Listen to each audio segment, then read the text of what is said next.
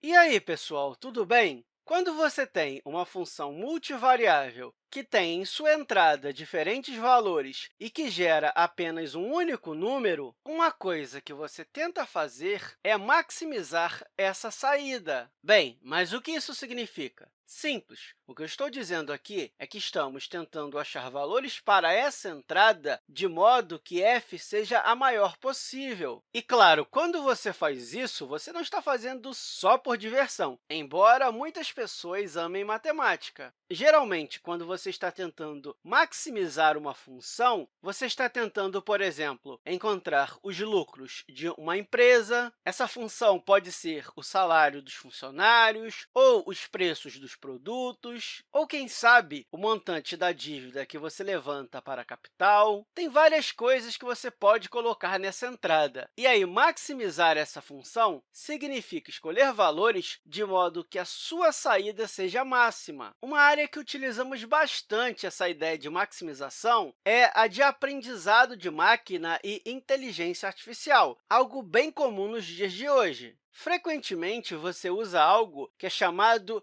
de função de custo para uma tarefa. Então, talvez você esteja ensinando ao computador a como entender o áudio ou ler algum texto manuscrito. O que você faz é encontrar essa função que diz o quão errado está a nossa suposição e se estamos fazendo uma boa projeção. E aí você só precisa dizer ao computador para minimizar isso. E esse é outro ponto importante: minimizar uma certa função. Se você minimizar essa função de custo, isso significa que você está fazendo um ótimo trabalho em qualquer tarefa que você atribuiu. Muito do aprendizado de máquina e da inteligência artificial se resume a essa função de custo. Ela descreve tarefas bem complicadas, mas com algumas técnicas que nós vamos ver agora, isso faz com que o computador minimize esse trabalho. Ok, aqui eu tenho um gráfico de uma função multivariável e nós vamos encontrar o máximo dela. Esse é um gráfico de uma função de duas variáveis, ou seja, em sua entrada tem duas variáveis. E como estamos pensando no plano x, y, a sua saída é a altura desse gráfico. Se você está procurando uma forma de maximizá-lo, basicamente, o que você quer descobrir é esse pico. É como se fosse a montanha mais alta em toda essa área. E você está procurando o valor de entrada, ou seja, o ponto no plano xy,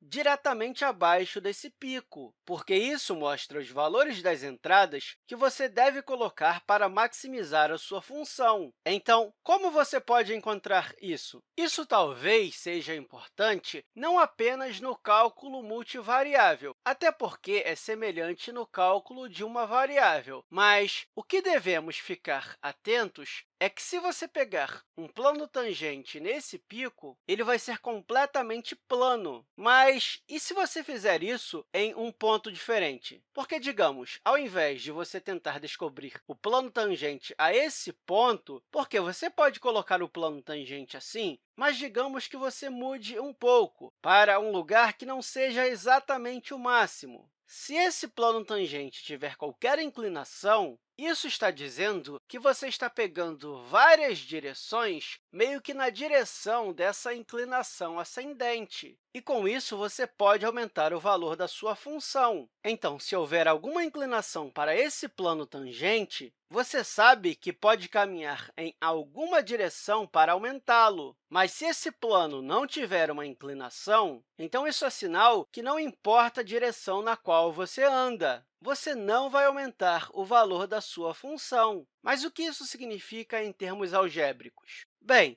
se você lembrar das aulas passadas, quando falamos a respeito de planos tangentes, a inclinação do plano em cada direção, essa aqui seria a inclinação na direção x, e se você olhar de outra perspectiva, essa seria a inclinação na direção y.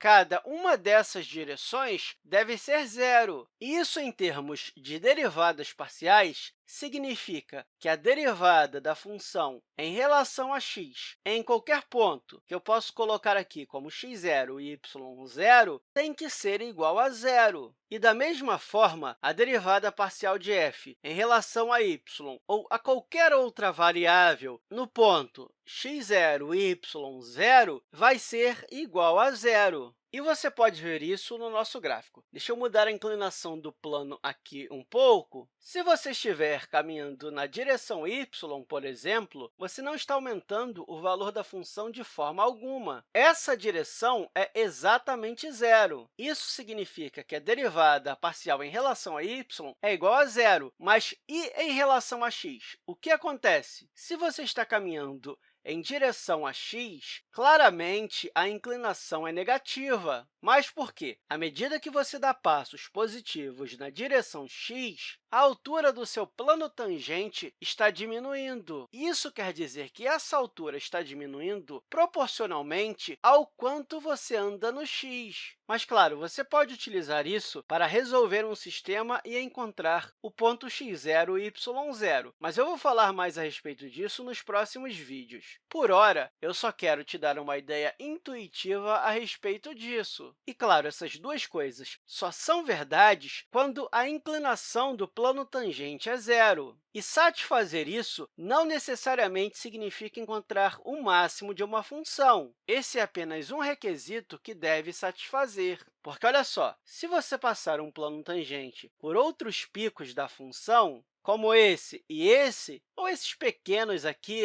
todos esses planos tangentes vão ter inclinação zero. E, claro, os menores, as saliências, são o que chamamos de máximos locais e são relativos a um único ponto. Isso significa que esse ponto é o maior. Qualquer ponto em sua vizinhança é menor do que ele. Ele não é, digamos assim, o maior máximo. Ele é o maior em sua vizinhança. É como se fossem montanhas menores próximas ao Monte Everest. E existe uma outra circunstância onde você pode encontrar um plano tangente, e isso está nos pontos mínimos, correto? Se você tiver um mínimo global, o menor absoluto, você pode ter um mínimo absoluto, que também é um mínimo local, e pode ter outros mínimos locais nesses picos invertidos. Você também vai encontrar planos tangentes a esses pontos. E isso acontece quando você está minimizando uma função. Você também deve procurar isso aqui, ou seja, onde todas as derivadas parciais são zero. Mas isso não significa que o seu trabalho está completo. Você tem que fazer mais alguns testes para ter certeza que encontrou um máximo local ou um máximo global, um mínimo local ou o mínimo global. Inclusive, esses requisitos você pode ver em uma forma mais curta. Você pode dizer que esse triângulo aqui invertido, que é o que chamamos de vetor gradiente de uma função, é igual à derivada parcial de f em relação a todas as variáveis, igual ao vetor que tem zero em todas as suas componentes. Então, basicamente, você pode dizer que o gradiente de uma função f tem que ser igual ao vetor zero. E, claro, algumas pessoas ainda colocam isso como o vetor zero.